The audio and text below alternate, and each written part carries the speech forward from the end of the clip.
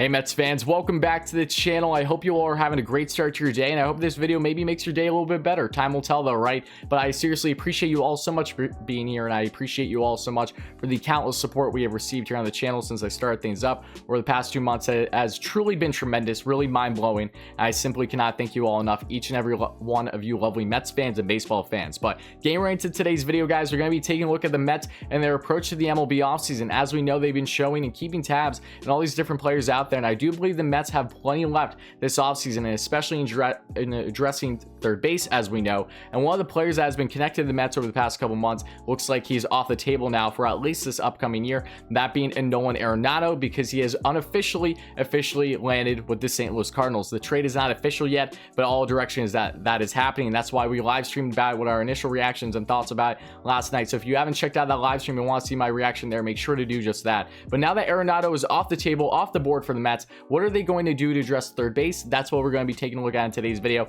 All the latest regarding the players that the Mets have shown interest in, and why I feel that there's one third baseman in particular that really stands out as the most likely scenario as of now for the Mets to land him in this MLB offseason.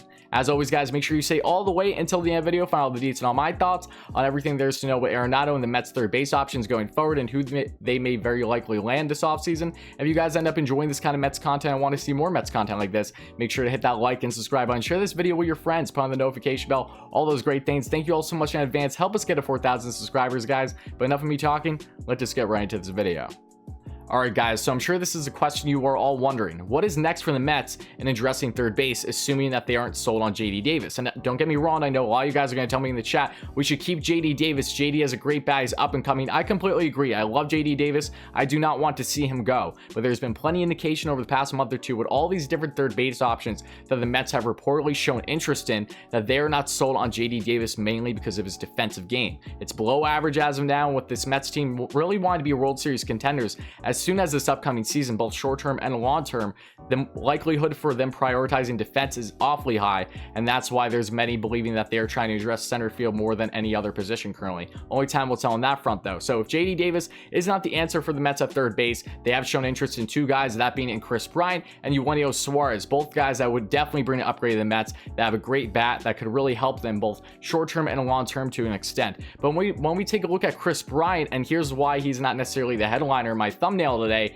A report came out just over this past day, I don't know if you guys saw it or not, on Twitter, from David Kaplan, stating how Tom Ricketts, who is the chairman for the Cubs, is planning to expand the payroll a little bit and give them some more leeway so they have more money that they're working with, because they have the belief that they very well could still run away to an extent in the NL Central even after doing those moves, which really is kind of baffling to me. I don't understand why this is kind of coming out now. All right, it makes sense to an extent after you get rid of Schwarber, because you bring in Jock Peterson, who in my mind is definitely an upgrade, and you get him on a cheaper deal. Like, they save $2 or $3 million versus Schwarber going for $10 million a year with the Nationals, versus them just signing Jock Peterson for a couple million less, who again is another lefty outfielder that smashes righty pitchers at times for sure. But then between not just having Theo Epstein originally step down, which I think might have went in hand to an extent with the money that they are currently working with being on a tighter budget, but selling off Yu Darvish to the Padres for really no immediate talent in that roster outside of Zach Davies, who's a solid rotation starter, but more in the back half of the rotation on a solid one. It just doesn't make sense to me why this is happening with the Cubs now. And again, this was prior to Nolan Arenado becoming unofficially official to the St. Louis Cardinals. So I'm kind of under the belief at this point in time, and again,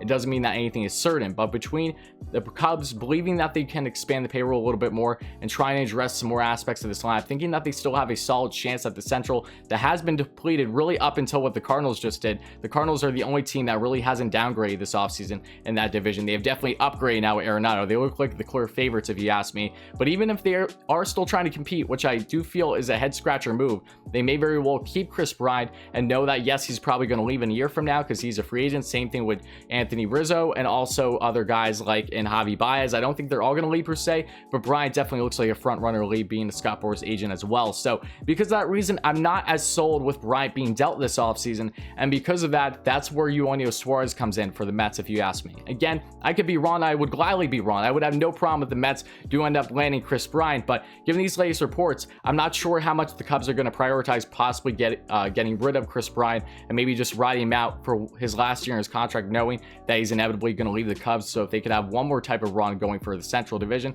they might do it. But again, it's conflicting reports here. I don't really understand, if you ask me. I don't think that's the best move direction for the Cubs, especially after giving away Darvish for little to no immediate help in this roster if you're still trying to compete, right? But getting on to Suarez some more, as we know, he would be a great bat for the Mets. We touch on plenty. So if you haven't checked out my previous videos regarding Suarez and the original blockbuster that came out over the past couple weeks from Mets Mirage, make sure to check that out, how there was an industry source, how the Mets were showing interest in both Sonny Gray and Suarez through a trade. And I think that very well is a possibility. It definitely can't go in hand with what the Mets do with Bauer. I think that if the Mets do land Bauer, then Sonny Gray is no longer an option, but Suarez still may very well be. And if the Mets do not land Bauer, then I think that there's an even bigger likelihood that they very well could do a big trade package like a Suarez and Sonny Gray. It would be very realistic in addressing two holes in the lineup, adding that rotation some more, especially after losing Matz, and then also addressing third base. And Suarez, don't get me wrong, he's not a stellar third baseman defensively, but he's definitely an upgrade than JD Davis at this point in time. It helps the Mets become having World Series aspirations.